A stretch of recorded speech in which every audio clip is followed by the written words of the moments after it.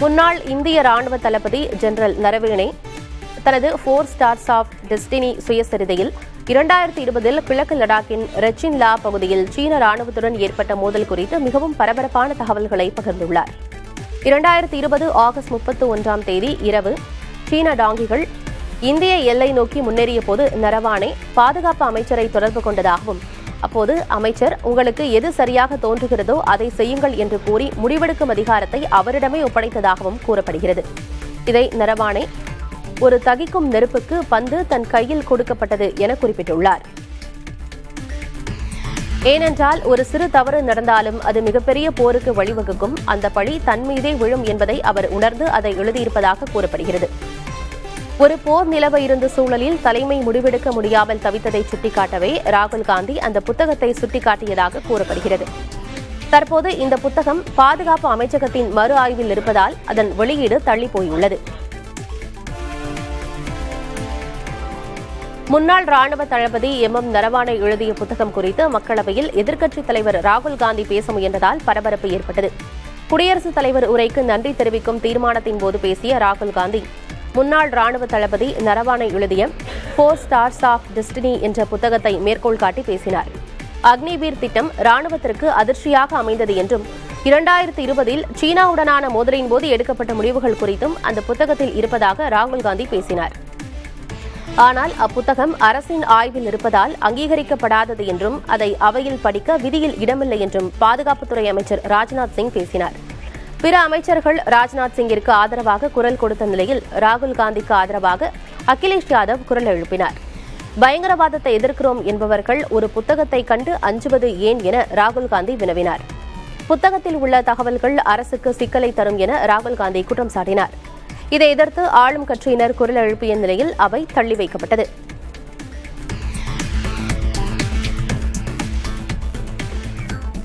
சீனாவுடன் 2020ஆம் ஆண்டு நடைபெற்ற மோதல் விவகாரத்தில் தங்களை குறித்து முன்னாள் தளபதி நரவானே எழுதியவை வெளியே வந்துவிடக்கூடாது என பிரதமரும் பாதுகாப்புத்துறை அமைச்சரும் அஞ்சுவதாக ராகுல் காந்தி கூறியுள்ளார்.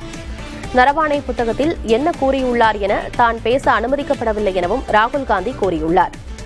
முன்னாள் ராணுவ தளபதியின் புத்தகம் குறித்து ராகுல் காந்தி பேசியதால் அமளி ஏற்பட்ட நிலையில் மக்களவை 3 முறை ஒத்திவைக்கப்பட்டது. இதன் பிறகு செய்தியாளர்களிடம் பேசிய ராகுல் காந்தி சீன ஆக்கிரமிப்பு குறித்த தனது குற்றச்சாட்டை எதிர்கொள்ள தயங்குகின்றனர் என மத்திய அரசை விமர்சித்தார். This is not me. This is the army chief. This is what the army chief has written in a book. The book is not being allowed to be published. It is languishing. And this is the army chief's perspective, his view. Why are they so scared of the army chief's perspective? Why are they so scared of what the army chief has to say? We learn something from it. Of course, we learn something about our Prime Minister.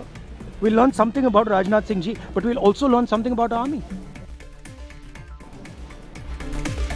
ராகுல் காந்தி நாட்டு மக்களிடம் மன்னிப்பு கோர வேண்டும் என நாடாளுமன்ற விவகாரங்கள் துறை அமைச்சர் கிரண் ரிஜிஜு கூறியுள்ளார்.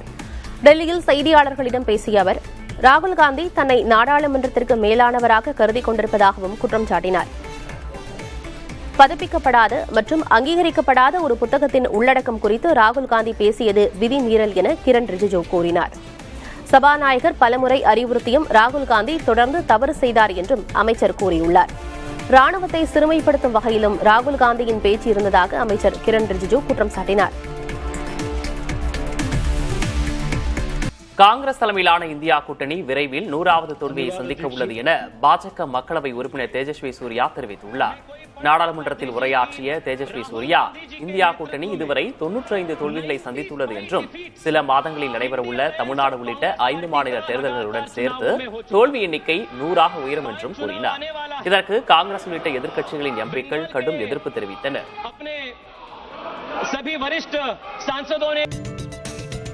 1500 ஆண்டுகள் பழமையான தமிழ் மொழிக்கு எதிராக மற்றவர்கள் ஒரு மொழியை திணித்தால் அதை என்றுமே ஏற்க முடியாது என சென்னை உயர்நீதிமன்ற நீதிபதி என் ஆனந்த் வெங்கடேஷ் திட்டவட்டமாக தெரிவித்துள்ளார். மகனுடன் நான் இந்த பராசக்தியின் படத்துக்கு போயிருந்தேன். பராசக்தி படம் பார்த்து முடிச்ச பிறகு என் மகனோட வெளியில வந்து அவர்கிட்ட நான் ஒரு கேள்வி கேட்டேன். ஏன்பா உனக்கு இந்த மொழி போராட்டம்னு ஒன்று நடந்தது தமிழ்நாட்டில் தெரியுமான்னு கேட்டேன். எனக்கு தெரியாது அப்படின்னு சொன்னான். ரொம்ப அவமானப்பட்டேன். ரொம்ப என் கடமையில் இருந்து தவறியவனாக என்னை கருதி கொண்டேன். அந்த மொழி போராட்ட வரலாறு நாம் அனைவருக்கும் கட்டாயமாக தெரியும்.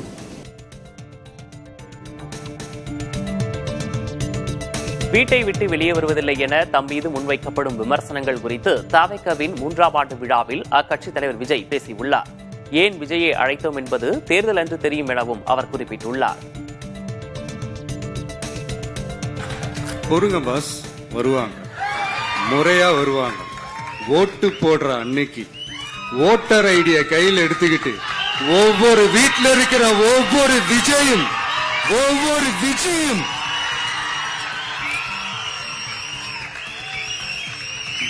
பூத்தா காலையிலே வந்து நிற்பாங்க பாருங்க. அன்னைக்கு தெரியும் பாருங்க, ஏண்டா இந்த விஜய கூப்பிட்டோம்னு. 2 years பேக் இருக்கும்னு நினைக்கிறேன். ஒரு மேடையில் பேசும்போது சொன்னாங்க, இந்த மாதிரி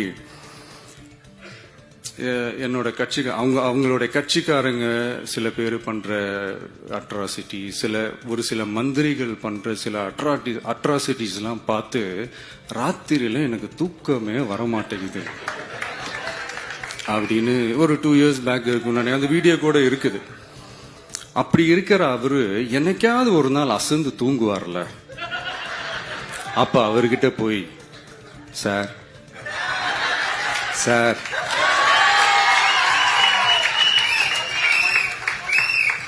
எந்த சின்னத்துக்கு சார் ஓட்டு போடுவீங்க அப்படின்னு கேட்டு பாருங்க. விசில் சின்னத்துக்கு தான்.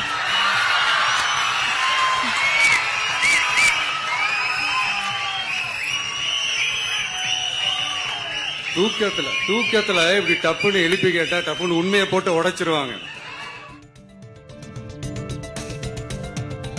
திமுகவை வீழ்த்தும் சக்தி படைத்த ஒரே கட்சி அதிமுக தான் எனவும், திமுகவை வீழ்த்த தமிழக வெற்றிக் கழகத்தால் தான் முடியும் என்ற விஜயின் பேச்சை ஏற்க முடியாது எனவும் முன்னாள் அமைச்சர் RB உதயகுமார் கூறியுள்ளார். சென்னை ராயப்பேட்டை எம்ஜிஆர் மாளிகையில் செய்தியாளர்களை சந்தித்த அவர், தங்கள் கூட்டணியில் இல்லாதவர் கூட்டணியை பற்றி பேச தேவையில்லை என்று கூறினார். எம்ஜிஆரையும் ஜெயலலிதாவையும் புறக்கணித்துவிட்டு தமிழ்நாட்டில் யாராலும் அரசியல் செய்ய முடியாது என்று பேசியுள்ளார்.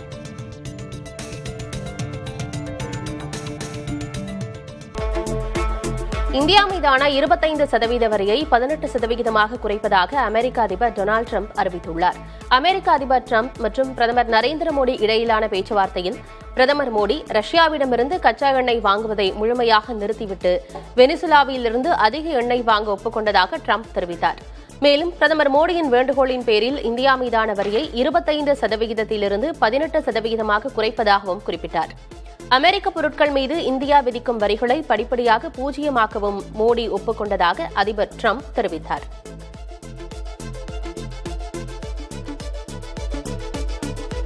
உலக சுற்றுலா வரைபடத்தில் கலை பண்பாட்டின் சுற்றுலா தலமாக தமிழ்நாடு இடம்பெற தமிழ் பினாலே நடத்தப்படும் என முதல்வர் மு க ஸ்டாலின் தெரிவித்திருக்கிறார். மாமல்லபுரத்தில் நடைபெற்ற உலக சுற்றுலா உச்சி மாநாட்டில் பேசிய அவர், சுற்றுலா பயணிகளுக்கு பாதுகாப்பான மாநிலமாக தமிழ்நாடு இருப்பதாக பெருமிதம் தெரிவித்திருக்கிறார். தமிழ்நாட்டில் சுற்றுலாவை மேம்படுத்த புதிய அறிவிப்புகளையும் அவர் வெளியிட்டுள்ளார். அரசுக்கு தாமரம் வீசும் அடிமையாக அண்ணா பெயரை தாங்கிய அதிமுக இருப்பதாக முதல்வர் மு க ஸ்டாலின் விமர்சித்துள்ளார். ஹிந்திக்கு இடமில்லை என்று இருமொழிக் கொள்கையை அண்ணா நிலைநாட்டிய தமிழ்நாட்டில் ஹிந்தியுடன் சமஸ்கிருதத்தையும் திணிக்கும் முயற்சியில் மத்திய பாஜக அரசு தீவிரமாக இருப்பதாக அவர் குறிப்பிட்டுள்ளார். மாநிலத்தில் சுயாட்சி என்ற திராவிட மாடலின் குரல் மற்ற மாநிலங்களிலும் ஒலிப்பதாகவும், ஆனால் மாநில சுயாட்சி என்றாலே அதிமுக பயந்து ஒளிந்து கொள்வதாகவும் முதல்வர் மு க ஸ்டாலின் தெரிவித்துள்ளார். கூட்டணி கட்சிகளுடன் தொகுதி பங்கீடு குறித்து பேச்சுவார்த்தை நடத்துவதற்காக 2 நாட்களில் திமுக குழு அமைக்க உள்ளதாக தகவல் வெளியாகியுள்ளது. தமிழ்நாடு தலைகுனியாது என்ற தலைப்பில் ஏற்கனவே தேர்தல் பரப்புரையை தொடங்கியுள்ள திமுக தேர்தல் அறிக்கை தயாரிப்பில் மும்முரம் காட்டி வருகிறது. அதே சமயம் கூட்டணி கட்சிகளுடன் விரைவில் தொகுதி பங்கீடு பேச்சுவார்த்தையை தொடங்க உள்ளது. இதற்காக மூத்த அமைச்சர்கள், மாநில நிர்வாகிகள் அடங்கிய பேச்சுவார்த்தை குழுவை 2 நாட்களில் அமைக்க உள்ளதாக தகவல் வெளியாகியுள்ளது.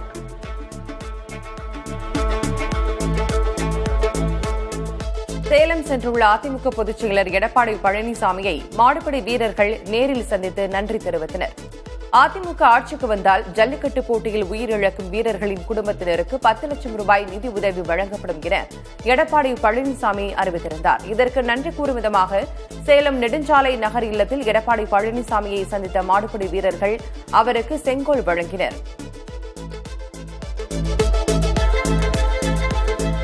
சென்னை பனையூரில் நடைபெற்ற தமிழக வெற்றிக் கழகத்தின் 3ஆம் ஆண்டு தொடக்க விழாவில் அக்கட்சியின் தலைவர் விஜய் கலந்து கொண்டு கட்சிக் கொடியை ஏற்றினார். முன்னதாக அவர் பெரியார், காமராஜர், அம்பேத்கர் உள்ளிட்ட தாவைக்காவின் கொள்கை தலைவர்களுக்கு மாலை அணிவித்து மரியாதை செலுத்தினார். அதன் தொடர்ச்சியாக பாடகர் வேல்முருகன் பங்கேற்ற இசை நிகழ்ச்சி நடைபெற்றது. அப்போது மேடை ஏறிய தாவைக்கா தலைவர் விஜய் பாடகர் வேல்முருகனை பாராட்டியதோடு அவருடன் நடனமாடி நிர்வாகிகளையும் தொண்டர்களையும் உற்சாகப்படுத்தினார். பவள விழா பாப்பா திமுகவுக்கு பழைய டப்பாவை எடுத்து உருட்டத்தான் தெரியும் என தாவைக்க தலைவர் விஜய் கடுமையாக விமர்சித்திருக்கிறார். தாவைக்க 3ஆம் ஆண்டு தொடக்க விழாவில் கலந்து கொண்டு பேசிய அக்கட்சியின் தலைவர் விஜய் திமுகவின் ஊழலையும் அட்ராசிட்டியையும் மக்களிடம் எடுத்துச் சொன்னால் அவர்கள் பழைய டப்பாவையே எடுத்து உருட்டிக் கொண்டிருப்பதாக விமர்சித்தார். மேலும் திருவள்ளுவர் தற்போது இருந்திருந்தால் அநீதி, அராஜகம், தில்லுமுள்ளு இவையெல்லாம் திமுக முதற்றே உலகு என புதிய குரல் எழுதியிருப்பார் எனவும் குறிப்பிட்டார். பாஜக தலைமையில் மற்றும் பலர் கூட்டணியில் இணைந்துள்ளதாக அதிமுகவின் பெயரை கூறாமல் தாவைக்கா தலைவர் விஜய் விமர்சித்தார். தாவைக்கா 3ஆம் ஆண்டு தொடக்க விழாவில் பேசிய விஜய், தேர்தலில் 4 முனை போட்டி என பலர் கூறுகின்றனர். அதில் தாவைக்கா மாபெரும் மக்கள் சக்தியுடன் களமிறங்கும் என கூறிய அவர், பாஜக தலைமையில்தான் அதிமுக கூட்டணியில் இணைந்திருப்பதாக அக்கட்சியின் பெயரை குறிப்பிடாமல் மறைமுகமாக விமர்சித்தார். எத்தனை என்ஜின் வந்தாலும் டாப் இன்ஜின் தாவேகா தான் என கட்சித் தலைவர் விஜய் தெரிவித்திருக்கிறார். சென்னை பனையூரில் நடைபெற்ற நிகழ்ச்சியில் பேசிய அவர் தேர்தல் கருத்து கணிப்புகளை கடுப்பு கணிப்புகள் என்றும் விமர்சித்திருக்கிறார். கொள்கையே இல்லாத விஜய் திமுகவை திட்டுவதை மட்டும் கொள்கையாக வைத்துள்ளதாக திமுக செய்தி தொடர்பு குழு தலைவர் டி.கே.எஸ். இளங்கோவன் தெரிவித்துள்ளார். திமுக மீதான விஜயின் விமர்சனத்திற்கு பதிலடி கொடுத்துள்ள அவர், விஜய் தன்னுடன் எம்ஜிஆரை ஒப்பிடுவது மிகையானது என குறிப்பிட்டுள்ளார். மேலும் திமுகவினர் அராஜகம் செய்வது இல்லை என்றும், கரூர் துயரத்தின் போது தாவேகாவினர்தான் அநீதியில் ஈடுபட்டதாகவும் விமர்சித்தார். சிபிஐ விசாரணைக்கு பிறகு பாஜகவை விஜய் விமர்சிக்காதது ஏன் என அதிமுக முன்னாள் அமைச்சர் திண்டுக்கல் சீனிவாசன் கேள்வி எழுப்பினார். தேசிய ஜனநாயக கூட்டணிக்கு பாஜக தான் தலைமை என்ற வகையில் விஜய் பேசுகிற நிலையில் அதற்கு பதிலளித்த திண்டுக்கல் சீனிவாசன், தேசிய ஜனநாயக கூட்டணிக்கு அதிமுக தான் தலைமை என திட்டவட்டமாக தெரிவித்திருக்கிறார். தொடர்ந்து பேசிய அவர், திமுக அதிமுகவை ஊழல் கட்சிகள் என கூறும் விஜய் பாஜகவை விமர்சிக்காதது ஏன் என்று கேள்வி எழுப்பினார்.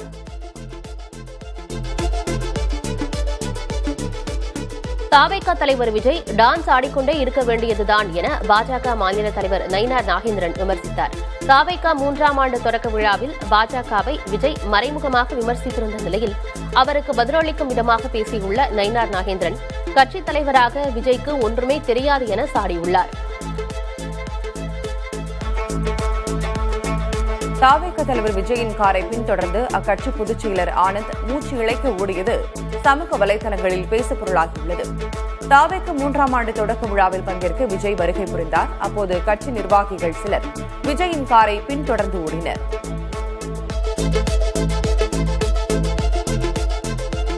திருப்பரங்குன்றம் தீப விவகாரத்தில் மதுரை மாவட்ட ஆட்சியர் பிரவீன்குமார் நிபந்தனையற்ற மன்னிப்பு கோரினார். அதோடு நீதிமன்ற அவமதிப்பு வழக்கை முடித்து வைக்கவும் கோரிக்கை விடுத்தார். நீதிமன்றத்தில் ஆஜரான ஆட்சியர் திருப்பரங்குன்றத்தில் பேரிகார்டுகளை தூக்கி எறிந்து பிரச்சினை செய்ததால் மக்கள் பாதுகாப்பு கருதி 144 தடை உத்தரவு பிறப்பிக்கப்பட்டதாக தெரிவித்தார். நீதிமன்ற உத்தரவை நிறைவேற்றக்கூடாது என்பது தனது நோக்கமல்ல என கூறிய அவர், நீதிபதி கோரும் பிரமாண பத்திரத்தை தாக்கல் செய்ய தயார் என்று மாவட்ட ஆட்சியர் கூறினார். இதையடுத்து மார்ச் 2ஆம் தேதிக்கு நீதிபதி வழக்கை ஒத்திவைத்தார். திருவண்ணாமலை மாவட்டம் புதுப்பாளையம் கிராமத்தைச் சேர்ந்த பட்டதாரி இளைஞரின் தற்கொலைக்கு அரசு தார்மீக பொறுப்பு ஏற்க வேண்டும் என பாட்டாளி மக்கள் கட்சித் தலைவர் அன்புமணி ராமதாஸ் தெரிவித்திருக்கிறார். அன்புமணி ராமதாஸ் வெளியிட்டுள்ள அறிக்கையில், உச்சநீதிமன்றம் அனுமதி அளித்தும் 1400 நாட்களுக்கு மேலாகியும் இடஒதுக்கீடு வழங்காமல் திமுக அரசு காலந்தாழ்த்தி வருவதாக சாடினார். 10.5 விழுக்காடு இடஒதுக்கீட்டை வழங்காமல் இன்னும் எத்தனை உயிர்களை அரசு இழக்கப் போகிறது என பாமக நிறுவனர் ராமதாஸ் கேள்வி எழுப்பினார். திருவண்ணாமலை மாவட்டம் புதுப்பாளையத்தைச் சேர்ந்த பட்டதாரி இளைஞர் விஜயகுமார் இடஒதுக்கீடு கிடைக்காத விரக்தியில் கடிதம் எழுதி வைத்துவிட்டு தற்கொலை செய்து கொண்டது மிகுந்த வேதனை அளிப்பதாக அவர் கூறினார். உச்சநீதிமன்றம் வழிகாட்டியும் 5 ஆண்டுகளாக அரசு மெத்தனம் காட்டுவதாகவும் உண்மையை மறைக்க தற்கொலையை திசை திருப்ப முயற்சி நடப்பதாகவும் அவர் குற்றம் சாட்டினார். பாமக தனித்து போட்டியிடப் போவதில்லை என்றும் நிறுவனர் ராமதாஸ் தலைமையில் வலுவான கூட்டணி அமைத்தே களம் காணும் என்றும் அக்கட்சியின் கௌரவ தலைவர் ஜி.கே. மணி தெரிவித்துள்ளார். திண்டிவனத்தில் செய்தியாளர்களிடம் பேசிய அவர் 2026-2027 மத்திய நிதிநிலை அறிக்கையில் தமிழக மக்கள் எதிர்பார்த்த சிறப்பு திட்டங்கள் பெரிய அளவில் இடம்பெறவில்லை என அதிருப்தி தெரிவித்தார்.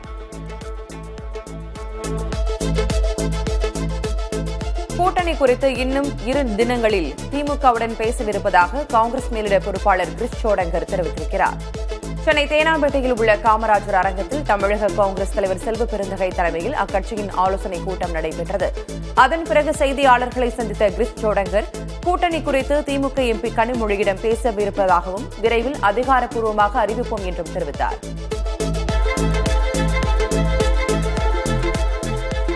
திமுக கூட்டணியில் இரட்டை இலக்க தொகுதிகளை கேட்பது குறித்து தற்போது கூற முடியாது என மதிமுக பொதுச் செயலர் வைகோ தெரிவித்தார். கோவையில் செய்தியாளர்களிடம் பேசிய அவர் மு.க. ஸ்டாலினை மீண்டும் முதல்வராக பொறுப்பேற்பார் என நம்பிக்கை தெரிவித்தார்.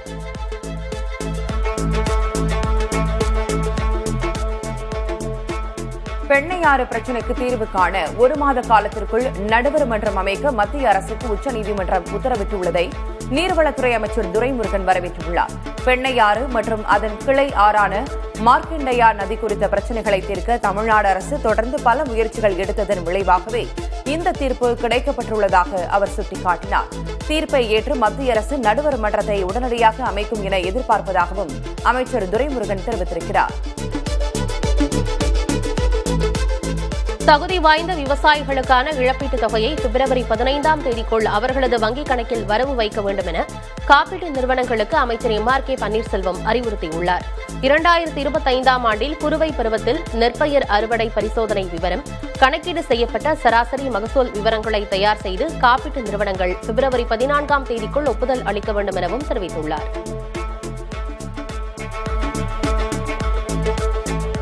சென்னையில் ஆபரண தங்கத்தின் விலை சவரனுக்கு 7,600 ரூபாய் குறைந்து 1,11,600 ரூபாய்க்கு விற்பனை செய்யப்படுகிறது.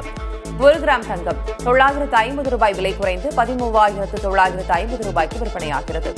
இதேபோல் 1 கிலோ வெள்ளி 20,000 ரூபாய் விலை குறைந்து 3 லட்சம் ரூபாய்க்கும், 1 கிராம் வெள்ளி 20 ரூபாய் விலை குறைந்து 300 ரூபாய்க்கும் விற்பனையாகிறது. கடந்த 3 நாட்களில் மட்டும் தங்கம் விலை சவரனுக்கு சுமார் 23,000 ரூபாய் வரை குறைந்திருக்கிறது. வெள்ளி விலையும் 2 நாட்களில் கிராமுக்கு 100 ரூபாய்க்கு மேல் குறைந்துள்ளது. மேற்கு தொடர்ச்சி மலை மாவட்டங்களில் ஓரிரு இடங்களில் மழை பெய்யக்கூடும் என சென்னை வானிலை ஆய்வு மையம் தெரிவித்துள்ளது. இதர பகுதிகளில் வறண்ட வானிலை நிலவக்கூடும் என்றும் கிருஷ்ணகிரி, திருப்பத்தூர், வேலூர், ராணிப்பேட்டை, நீலகிரி மற்றும் திண்டுக்கல் மாவட்டங்களில் அதிகாலை வேளையில் மிதமான பனிமூட்டம் காணப்படும் எனவும் கணித்துள்ளது. சென்னையை பொறுத்தவரை வானம் ஓரளவு மேகமூட்டத்துடன் காணப்படும் என்றும் குறைந்தபட்ச வெப்பநிலை 23 முதல் 24 டிகிரி செல்சியஸை ஒட்டி இருக்கக்கூடும் எனவும் குறிப்பிட்டுள்ளது.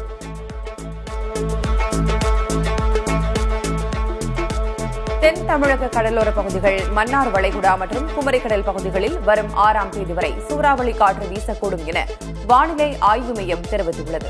மணிக்கு 35 முதல் 45 கிலோமீட்டர் வேகத்திலும் இடையிடையே 55 கிலோமீட்டர் வேகத்திலும் சூறாவளி காற்று வீசக்கூடும் என்றும் கணித்துள்ளது. இதனால் மீனவர்கள் இப்பகுதிகளுக்கு மீன்பிடிக்க செல்ல வேண்டாம் என அறிவுறுத்தல் வழங்கப்பட்டிருக்கிறது. 1 லட்சம் மக்களை திரட்டி தேர்தல் ஆணையத்திற்கு எதிராக போராட்டம் நடத்தப் போவதாக டெல்லியில் மேற்குவங்க முதல்வர் மம்தா பானர்ஜி எச்சரிக்கை விடுத்துள்ளார்.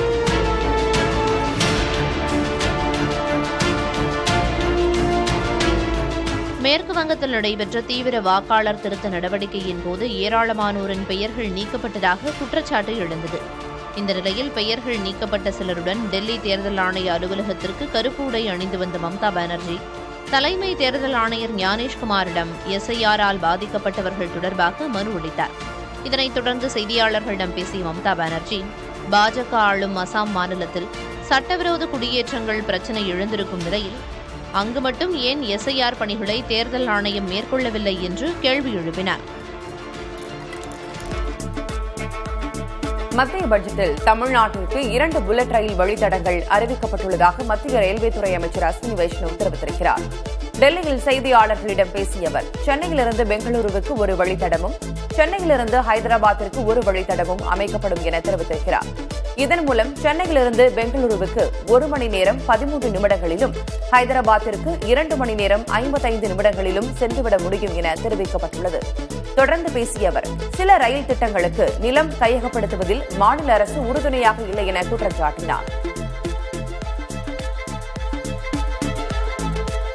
அஜித் பவாரின் மனைவி சுனித்ரா பவார் அவசரமாக துணை முதல்வர் பதவியேற்றதன் பின்னணியில் பாஜகவின் செயல் திட்டம் உள்ளதாக உத்தவ் தரப்பு சிவசேனா கட்சி தெரிவித்துள்ளது. அக்கட்சியின் அதிகாரப்பூர்வ இதழான சாம்னாவில் இதுகுறித்து வெளியாகியுள்ள கட்டுரையில், தேசியவாத காங்கிரஸில் உள்ள சுனில் தாக்கரேவும் பிரபுல் பட்டேலும் சரத்பவார் பிரிவுடன் இணைவதை விரும்பவில்லை என்றும் கூறப்பட்டுள்ளது. இவ்விருவரும் துணை முதல்வர் பதவியை விரும்பிய நிலையில் சுனித்ராவை அப்பதவியில் பாஜக அமர்த்தியதாகவும் அக்கட்டுரை கூறியுள்ளது. வெளிநாடுகளிலிருந்து வான் மற்றும் கடல் வழியாக கொண்டுவரப்படும் பொருட்களுக்கான வரி விலக்கு வரம்பை மத்திய அரசு அதிகரித்துள்ளது.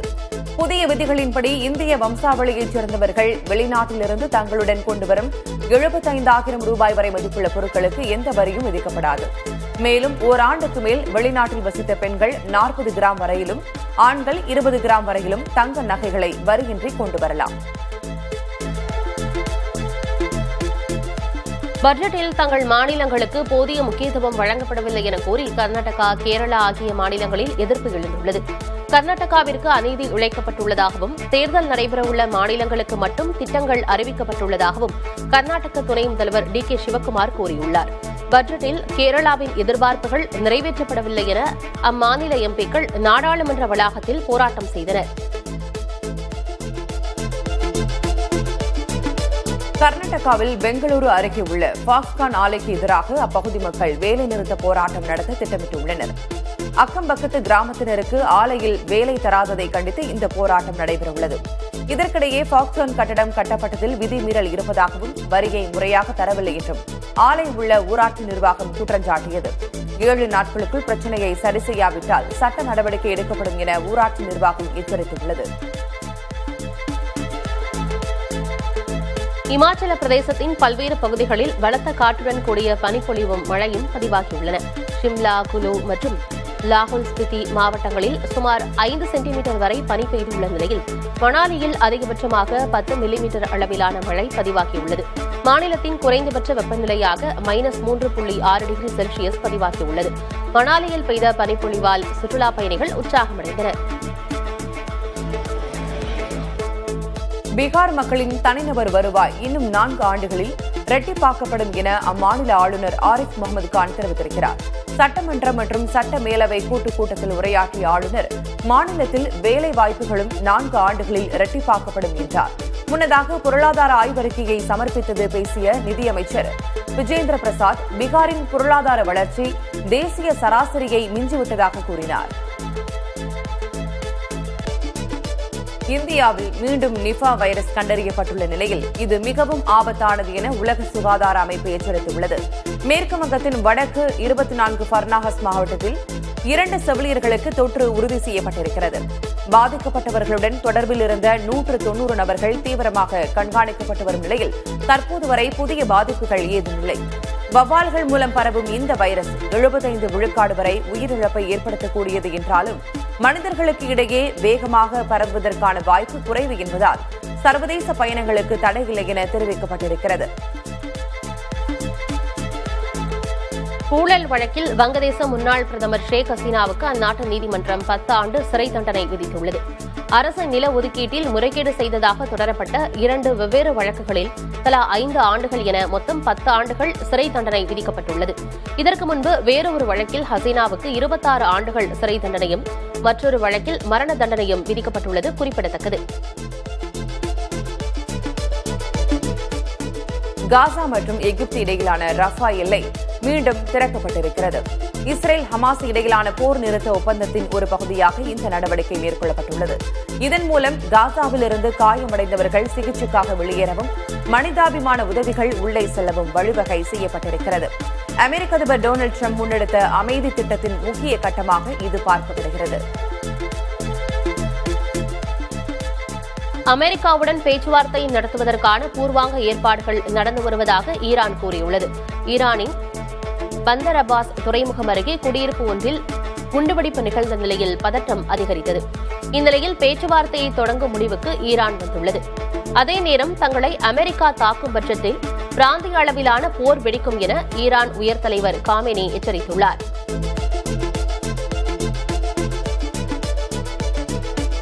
அமெரிக்காவுக்கு எதிராகவும் ஈரானுக்கு ஆதரவாகவும் துருக்கியில் போராட்டங்கள் நடைபெற்று வருகின்றன. இஸ்தான்புல்லில் நடைபெற்ற போராட்டத்தில் அமெரிக்கா மற்றும் இஸ்ரேல் கொடிகள் தீ வைத்து எரிக்கப்பட்டுள்ளன. அமெரிக்க படைகள் ஈரானை சுற்றியுள்ள கடல் பகுதிகளில் நிலை கொண்டுள்ள நிலையில் போர் பதற்றம் நீடிக்கிறது. இந்நிலையில் நாட்டோவில் ஓர் உறுப்பு நாடான துருக்கியில் உள்ள மக்களே அமெரிக்காவிற்கு எதிராக போர்க்கொடி தூக்கியுள்ளனர்.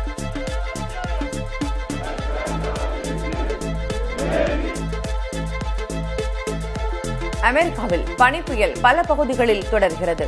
இதன் விளைவாக உயிரிழந்தவர்களின் எண்ணிக்கை 100ஐ கடந்திருக்கிறது.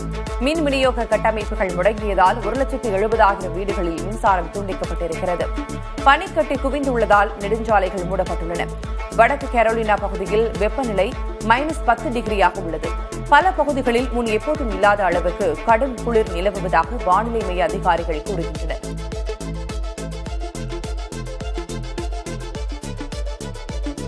ஐரோப்பிய நாடான போலந்தில் நிலவி வரும் கடும் குளிர் காரணமாக அந்நாட்டின் கடலோர பகுதிகள் உறைந்து பனிக்கட்டியாக மாறியுள்ளன. பால்டிக் கடலில் அமைந்துள்ள கிதான்ஸ்க் விரிகுடா பகுதி முற்றிலுமாக உறைந்து போனதால் பொதுமக்கள் வியப்புடன் அதன் மீது நடந்து சென்று மகிழ்ந்தனர். தற்போது அங்கு வெப்பநிலை -22 டிகிரி செல்சியஸை தொட்டிருக்கும் நிலையில் வரும் நாட்களில் குளிர் இன்னும் அதிகரிக்கக்கூடும் என வானிலை ஆய்வு மையம் எச்சரித்துள்ளது. T20 உலகக்கோப்பை தொடரில் இந்தியாவுக்கு எதிரான போட்டியை பாகிஸ்தான் புறக்கணிப்பது விளையாட்டின் உணர்வு மற்றும் புனிதத்தை சீர்குலைக்கும் என ICC கூறியுள்ளது. பாகிஸ்தானின் நிலைப்பாடு தொடர்பாக அறிக்கை வெளியிட்டுள்ள ICC, பாகிஸ்தானின் முடிவு ஒரு சர்வதேச தொடரின் அடிப்படை விதிகளுடன் ஒத்துப்போகவில்லை என தெரிவித்துள்ளது. இம்முடிவினால் பாகிஸ்தான் கிரிக்கெட்டிலும் சர்வதேச கிரிக்கெட் கட்டமைப்பிலும் ஏற்பட உள்ள நீண்டகால விளைவுகளை அந்நாட்டு கிரிக்கெட் வாரியம் கவனத்தில் கொள்ளும் எனவும் நம்பிக்கை தெரிவித்துள்ளது. பாகிஸ்தான் அரசு மற்றும் கிரிக்கெட் வாரியத்தின் உத்தரவுகளை பின்பற்றி நடக்கும் என பாகிஸ்தான் கிரிக்கெட் அணியின் கேப்டன் சல்மான் அலி அகா தெரிவித்திருக்கிறார். கிரிக்கெட் வாரியத்துடன் வீரர்களான தாங்கள் ஒப்பந்தம் செய்துள்ளதால் அவர்கள் எடுக்கும் முடிவுகளுக்கு கட்டுப்பட்டு நடப்போம் என கூறியுள்ளார். T20 உலகக்கோப்பை தொடரில் இந்தியாவுக்கு எதிரான போட்டியை பாகிஸ்தான் புறக்கணிக்கும் என அறிவிக்கப்பட்டிருந்த நிலையில் சல்மான் அலி இவ்வாறு கூறினார். திபெத்திய ஆன்மீக தலைவர் தலாய் லாமா தனது 90வது வயதில் முதன்முறையாக கிராமி விருதை வென்றுள்ளார். அமெரிக்காவின் லாஸ் ஏஞ்சல்ஸ் நகரில் பிப்ரவரி 1 நடைபெற்ற 68வது கிராமி விருது வழங்கும் விழாவில் தலாய் லாமாவுக்கு விருது வழங்கப்பட்டது. Meditations the reflections of his holiness the Dalai Lama என்ற தியானம் தொடர்பான அவரது பேச்சு மொழி ஆல்பத்திற்காக சிறந்த ஆடியோ புத்தகம், கதை சொல்லுதல் மற்றும் வர்ணனை பிரிவில் இந்த விருது வழங்கப்பட்டது. நாட்டில் மக்கள் இடம்பெயர்தல் தொடர்பான புதுப்பிக்கப்பட்ட மற்றும் விரிவான தரவுகளை சேகரிக்க தேசிய புள்ளியியல் அலுவலகம் வரும் ஜூலை 2026 முதல் ஜூன் 2027 வரை நாடு தழுவிய மெகா ஆய்வை நடத்த திட்டமிட்டுள்ளதாக மத்திய அமைச்சர் ராவ் இந்தர்ஜித் சிங் மாநிலங்களவையில் தெரிவித்தார்.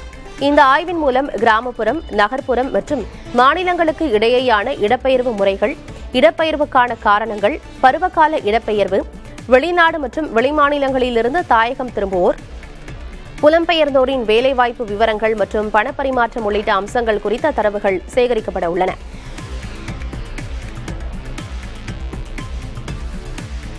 அஜித் பவாரின் மனைவி சுனேத்ரா பவார் அவசரமாக துணை முதல்வர் பதவியேற்றதன் பின்னணியில் பாஜகவின் செயல் திட்டம் உள்ளதாக உத்தவ் சிவசேனா கட்சி தெரிவித்துள்ளது. அக்கட்சியின் அதிகாரப்பூர்வ இதழான சாம்னாவில் இதுகுறித்து வெளியாகியுள்ள கட்டுரையில் தேசியவாத காங்கிரஸில் உள்ள சுனில் தாக்கரேவும் பிரபுல் பட்டேலும் சரத்பவார் பிரிவுடன் இணைவதை விரும்பவில்லை என்றும் அக்கட்டுரையில் கூறப்பட்டுள்ளது. இந்த இருவரும் துணை முதல்வர் பதவியை விரும்பிய நிலையில் சுனைத்ராவை அப்பதவியில் பாஜக அமர்த்தியதாகவும் அக்கட்டுரை கூறியுள்ளது. கணவர் இறந்த 3 நாட்களிலேயே சுனைத்ரா பவார் துணை முதல்வராக பதவியேற்றது இந்து சமய நெறிகளுக்கே முரணானது என்றும் சாம்னா இதழ் கட்டுரை தெரிவித்திருக்கிறது. ஏர் இண்டியா நிறுவனத்தின் விமானம் ஒன்றின் எரிபொருள் கட்டுப்பாட்டு சுவிட்சில் தொழில்நுட்ப கோளாறு இருப்பதாக விமானி எச்சரித்ததை தொடர்ந்து அந்த விமானம் தற்காலிகமாக சேவையிலிருந்து நிறுத்தப்பட்டுள்ளது. லண்டனிலிருந்து பெங்களூரு வந்தடைந்த அந்த விமானத்தில் சுவிட்ச் தானாகவே கட் ஆஃப் நிலைக்கு திரும்புவதை விமானி கவனித்துள்ளார். இது பறக்கும்போது என்ஜின் திடீரென நிறுத்தப்பட காரணமாக அமையலாம் என கருதி உடனடியாக விமானத்தை தரையிறக்கும்படி செய்தார். கடந்த ஆண்டு ஜூன் மாதம் அகமதாபாத்தில் ஏற்பட்ட ஏர் இண்டியா விமான விபத்திலும் இதே சுவிட்ச் குறைபாடு ஒரு முக்கிய காரணமாக கருதப்படுவதால் தற்போது இந்த விவகாரம் அதிக முக்கியத்துவம் பெற்றுள்ளது. யானைகளின் பிரம்மாண்டமான காதுகள் அவற்றின் அடையாளமாக இருந்தாலும் அறிவியல் பூர்வமாக அவற்றின் பாதங்களை மிகவும் சக்தி வாய்ந்த உணர்வு உறுப்புகளாக கருதப்படுகின்றன. யானைகளின் பாதங்களில் பசினிஃபார்ம் கார்பசல்ஸ் எனப்படும் நுணுக்கமான நரம்பு முனைகள் உள்ளன. இவை பூமியின் ஊடாக வரும் மிக மெல்லிய அதிர்வுகளை கூட கண்டறியும் திறன் கொண்டவை. இதன் மூலம் சுமார் 30 முதல் 40 கிலோமீட்டர் தொலைவில் நடக்கும் இடி முழக்கம் அல்லது பிற யானைகளின் காலடி சத்தத்தை கூட பாதங்கள் வழியாக உணர முடியும் என அறிவியல் சொல்கிறது. யானையின் பாதத்தின் அடியில் தடிமனான கொழுப்பு திசுக்கள் உள்ளன. இவை அதிர்வுகளை உள்வாங்கும் ரிசீவர் போல செயல்படுகின்றன. இது நிலப்பரப்பில் ஏற்படும் மாற்றங்கள், நீரூற்றுகள் இருக்கும் திசை அல்லது வரவிருக்கும் ஆபத்துக்களை முன்கூட்டியே கணிக்க உதவுகிறது. யானைகள் ஆபத்தை உணரும்போது ஒரே நேரத்தில் ஒரு காலை தூக்கி மற்ற 3 கால்களையும் தரையில் பலமாக அழுத்தும். இது நிலத்தடி அதிர்வுகளை துல்லியமாக உள்வாங்குவதற்கான ஒரு நுட்பமாகும்.